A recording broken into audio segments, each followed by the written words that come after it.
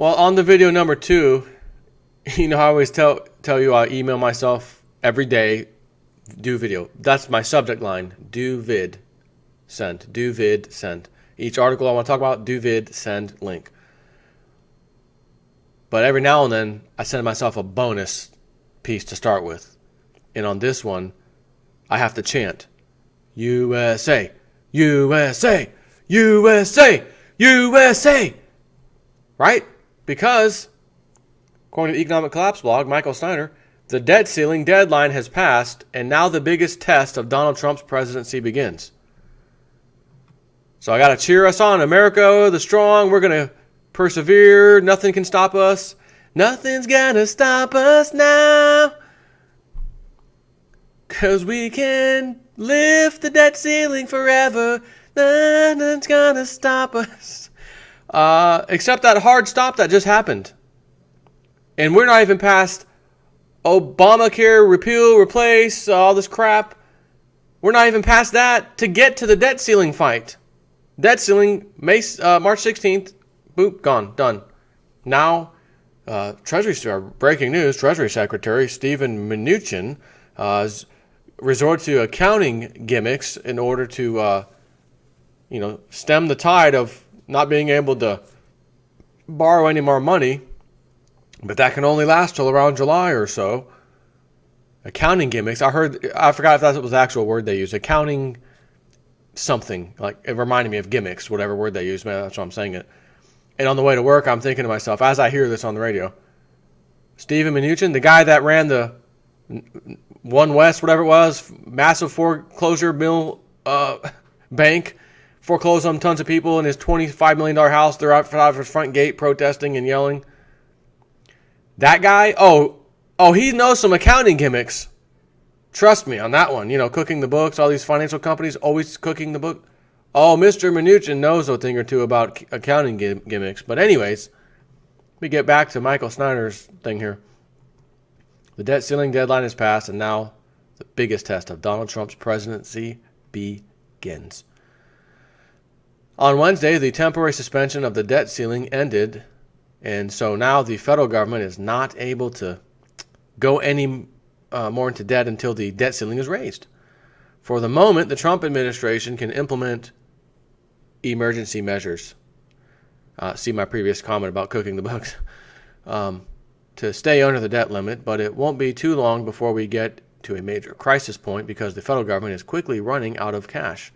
Already, the U.S. Treasury has less cash on hand than Apple or Google, as I mentioned the other day. I said then, would you have ever in your life believed the day would come, and you could probably add any country to this list, that a sovereign listed country on planet Earth would have less money available than a freaking corporation such as Google or Apple?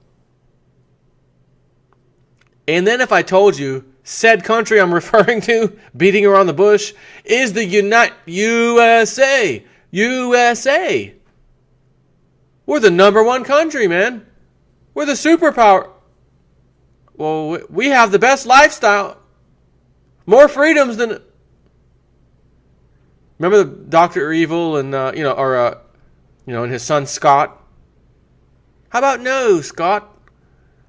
And his son Scott, talking about awesome powers, but Dr. Evil, his son's trying to say something. Oh, zip it. Yeah, but I thought zip. Yeah, but that's www.zipit.com.org. Yeah, that's me trying to spit out what America used to be. Greatest healthcare was zip it. Most powerful dollar, zip it.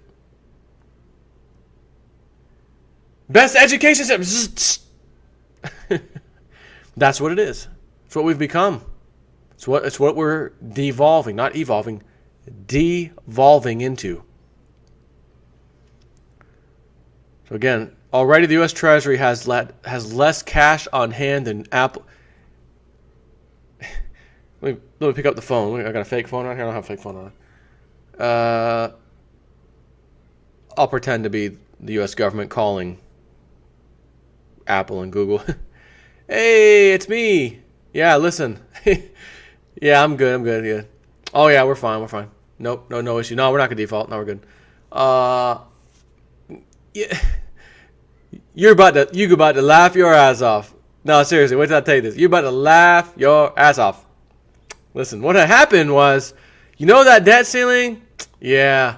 I was telling you they were going to raise that? Yeah, I know. Well, man, this is where you're going to laugh. They didn't raise it, man. Listen, can I borrow a couple billion just for today? I'm going to need a couple billion tomorrow. Bye, Felicia. Exactly. You may remember that the debt ceiling became a major issue a couple of times during the Obama years. Last time around, Barack Obama and the Republicans, too, with him, in Congress, agreed to a horrendous deal which suspended the debt ceiling until several months after the 2016 election, which, as you know, is March 15th, March 16th. That is now passed. Since President Barack Obama signed the Bipartisan Budget Act on November 2nd, 2015, there had been no legal limit on the amount of money the federal government could borrow until now. That law included a section entitled Temporary Extension of Public Debt Limit. It said that the law imposing a limit on the federal debt shall not apply for the period beginning on the date of the enactment of this act and ending on March 15, 2017. And considering this morning is the 18th, 3 days later, huh? During the 16 and a half months between the signing of that debt deal and today, the U.S. national debt rose by a whopping $1.414 trillion. But now the U.S. national debt will not be allowed to rise by another penny unless the debt ceiling is raised or suspended once again. The Trump administration is pushing hard to get the debt ceiling raised, and this is a complete reversal from how Donald Trump felt about the debt ceiling back in 2013. The following comes from the LA Times. Trump sided with hardliners in 2013, publicly exposing an increase. Quote, "I cannot believe the Republicans are extending the debt ceiling. I am a Republican and I'm embarrassed," he tweeted then. And then he became president and found out a few things he probably didn't know while he was not president, i.e. him replying out loud for no reason. I inherited an absolute mess. It is an absolute mess that I inherited. I think that was the moment he found out there's no other solution but to raise the debt ceiling until we can't. And it won't be we can't because of Congress. It'll be a we can't because the amount of money we owe in monthly payments to everybody buying our bonds can't be paid. That old chestnut. Trump was actually right about the debt ceiling in 2013, and he is wrong now. We simply cannot afford to keep adding trillions of dollars to the national debt. What we are doing to future generations of Americans is beyond criminal, because we are literally destroying their future just so that we can enjoy an inflated standard of living that we do not deserve today. Treasury Secretary Steven Mnuchin has already begun to implement, quote-unquote, extraordinary measures to keep us under the debt ceiling. The first step that was taken was the suspension of the sale of SLGS securities. Today, Mnuchin wrote, Treasury is announcing that it will suspend the sale of state and local government series securities. State and local government securities are special purpose Treasury securities issued to states and municipalities to assist them in conforming to certain tax rules. These securities count against the debt limit. The suspension of these sales will commence on March 15, 2017, and continue until the debt limit is either raised or suspended. As in the past, it is likely Treasury will utilize additional extraordinary measures, he said, end quote. Oh, you can be rest assured. But that's okay. The ratings agency, I heard, it's okay. You still got your AAA rating. How in the living hell do we have a AAA rating? Is there any other country you've heard about? They had to... Zimbabwe had to raise the debt ceiling again today. I mean, maybe they don't even have these debt ceiling. They just scrapped that all together a long time ago. Just let's print and let's go. What are we doing over here in America? There needs to be one change to the Constitution. It's very simple. Allow the government to keep printing money, but disallow the money to be borrowed. We don't need to borrow money into existence. We just need to print it. As President Lincoln said, again, I'll say it for the millionth time. If you have not seen the documentary, The Secret of Oz. You need to see it. It'll explain in detail how this could be solved. And yes, he says gold and silver won't be the answer either. It's just giving the government the power to print money, set the value of it, and never borrow it into existence, because you will pay everything off that the government owes. With that, it'll pay its employees, government workers. It can also be trickled down to the states in the same way. State governments, paid. Property taxes, paid. As I said, this leaves you with absolute perfect freedom and private property ownership. They can never, ever, ever take your house from you because you didn't pay your taxes.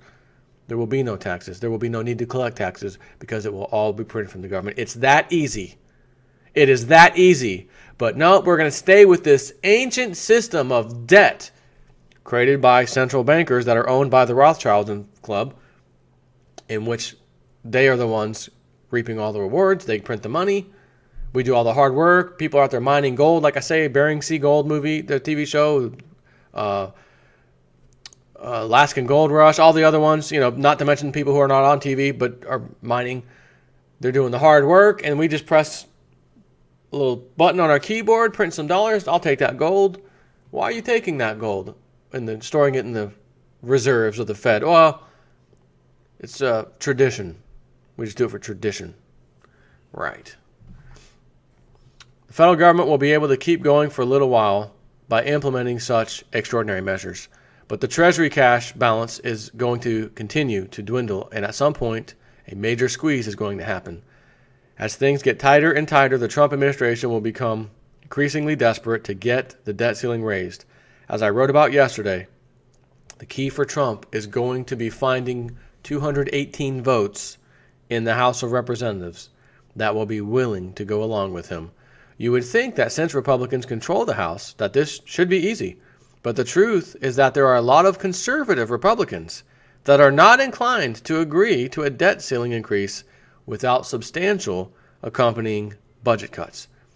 The proposed budget that Trump released this week is getting a lot of criticism from the left for cuts of social programs, but the truth is that it actually doesn't reduce the deficit at all.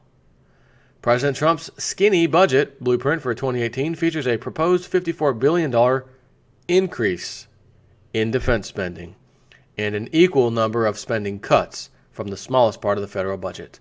That means his changes won't add to next year's projected $487 billion deficit, but they won't reduce it either. And remember, that's 487. That $487 billion figure is just for show. During the Obama years, the U.S. national debt increased by an average of well over $1 trillion a year. And that is almost certainly going to continue for years to come as long as the debt ceiling is raised. And I'll add one, as long as interest rates rise, because the amount we have to pay on that debt increases significantly for each little tiny blip up in interest rates. So it's going to be more costly, which means we have to borrow more, which means we're going to have a much higher debt than we have had. Obviously, we're going to have that, but it's going to increase in speed of how fast is it rising. Just like the last time when Obama was in, and before him Bush, and before him Clinton, and before him Papa Bush, and before him Reagan. And you see the charts I've always showed you, just skyrocketing up. National deficit, just up, up, up and away. Superman couldn't keep up with that crap. Republicans are supposed to be the party of fiscal responsibility. And I will say this, maybe he won't get 218 Republicans, but there could be some on the left, the Dems. I'll make you a deal, let's get this debt ceiling raised. If they raise the debt ceiling and continue adding more than $1 trillion a year to the national debt, they will lose all credibility with conservative voters on fiscal issues. But if they try to force the federal government to start living within its means, that is going to severely harm the economy in the short term. Donald Trump is going to have to try to figure out a way to navigate this crisis. He has already promised that he will not touch Social Security and Medicare, and those are the two biggest drivers of our budget deficits. In fact, it is being reported that entitlement spending, and see former Federal Reserve Chairman Mr. Greenspan, who has given speeches in recent times about welfare entitlements as a big, big problem. But anyways, in fact, it has been projected that entitlement spending and interest on the debt, which again goes higher as we raise the rates, will eat up every single penny that the federal government takes in within 20 years. So if Trump won't touch the big entitlement programs, where will he possibly find enough cuts to satisfy the fiscal conservatives in Congress? Without them, Trump does not have enough votes to raise the debt ceiling. In addition, many of the conservatives in Congress absolutely hate the new Republican healthcare plan, and they hope to use this debt ceiling crisis as leverage to change the bill. If Trump can't work out something with conservatives, perhaps he could turn to the Democrats. But most Democrats are extremely resistant to work with him on anything after all that has been said and done. And so for Trump to get a deal with them, he would have to make some extreme concessions. This represents the biggest political test for the Trump presidency so far. And if we get down the road a couple of months and nothing gets done, this debt ceiling crisis could spark the kind of financial crisis that I describe in my novel entitled The Beginning of the End. Barack Obama pushed things right to the brink a couple of times, but he was savvy enough politically to never let things go over the edge. Now it's Trump's turn, and somehow he has got to find a way to get the debt ceiling raised without making extremely deep compromises that would gut the rest of his agenda. And he had better get to work on this quickly, because time is running out and the clock is ticking. Cannot agree with that statement more. We do have the right guy in there. I mean, again, we do have Trump in there. I'm happy. He's a deal maker. He's a workhorse. Guy gets up early, goes to bed early, wakes up early. He's a go-getter. I truly wish him luck. I want him to succeed. It's in all of our best interests, by the way, if you didn't notice that he succeeds. But when there's a ticking time bomb that was rolled down the hill decades and decades and decades ago, and it was snowballing with the snowball effect, bigger as it rolled down the hill, faster. And then a guy who's responsible, let's say, steps in, I've had enough. You better move out of the way before that thing hits you. You need to let it just do whatever it's going to do, come down and blow up. And then you come back and pick the pieces up. I do not see this going any other way. I don't know how it could. Could you imagine in 4 more years where I'm out here doing videos, as I always do, and I'm sitting here pulling this little tiny bit of hair I got left out saying, oh my God, the national debt is $28 trillion. It's only been 4 years since Trump took off. What are we doing? Do you think that's even possible? I mean, seriously, is that even possible?